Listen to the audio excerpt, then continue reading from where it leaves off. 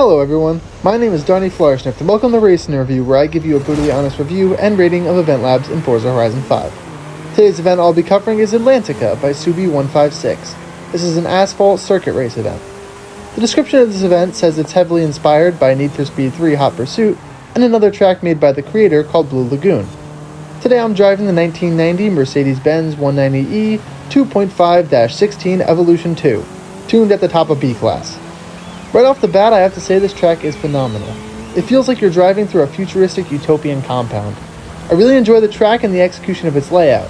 I usually find it hard to like tracks that use the base game racetrack props because it can lead to corners and overall track appeal feeling basic and uninteresting. But this track does the exact opposite.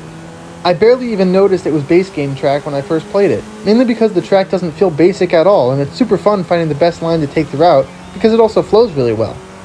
Another problem you would usually run into with the base game prop tracks is that they're relatively skinny, especially if you're trying to promote close racing because there's much less room for error.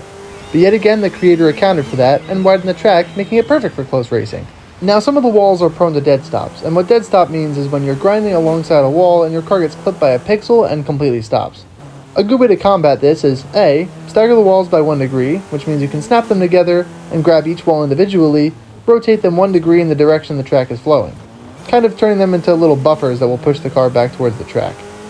Or B, you can place an invisible wall like the Hot Wheels straight pieces alongside the wall so they poke out slightly. Now you might be asking, but Subie156, the Hot Wheels straight pieces aren't invisible?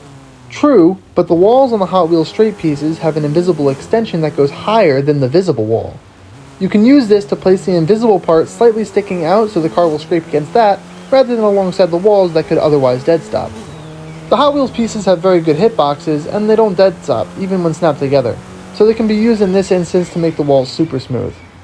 Even with this, the track was still made very well, and it's only in a couple of spots where the wall is even close enough for you to maybe dead stop. Another thing I found while testing the boundaries is at the first invisible road section after the S-bend, if you move too far to the left onto the wood, the game will think you're out too far into the ocean and respawn you. But this shouldn't be an issue at all because the corner is so slight that there's really no reason your car should be out that far in the first place. Now let's talk about the decoration. As I mentioned earlier, the setting of this event is sort of a futuristic utopian compound, and Subie did an amazing job at creating that feel. From the big buildings and skyscrapers to the patterns and tunnels, the decoration is really unique and it creates a whole new world that doesn't even feel like Forza, which trust me is not a bad thing.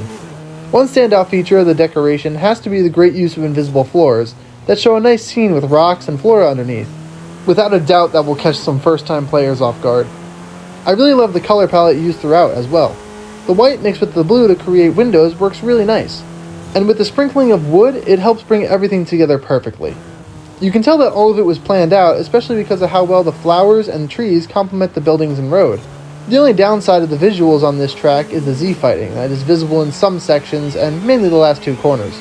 Z-fighting is when two props, or in this case two road pieces, are placed at the exact same level, i.e. copying a piece and not changing its y-axis even slightly.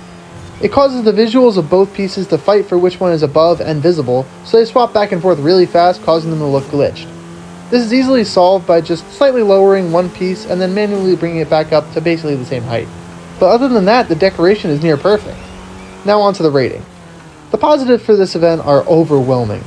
Amazing track design and layout, well-placed checkpoints, good driving line, beautiful scenery, interesting features, and impactful ambiance with the use of the bird sounds triggering in the world. The only two negatives are the dead stop walls and some Z-fighting.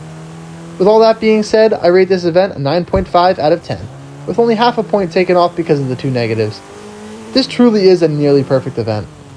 Thank you for watching. Feel free to like, comment, and subscribe if you enjoy the content and want to see more, or don't, that's okay too. I seem to be adding a bunch of tips in these videos, so if you want a separate video where I go more in depth with some tips in Event Lab, let me know in the comments. Till then, the fastest lap I was able to get here in B class was a 120.614. Think you can beat it?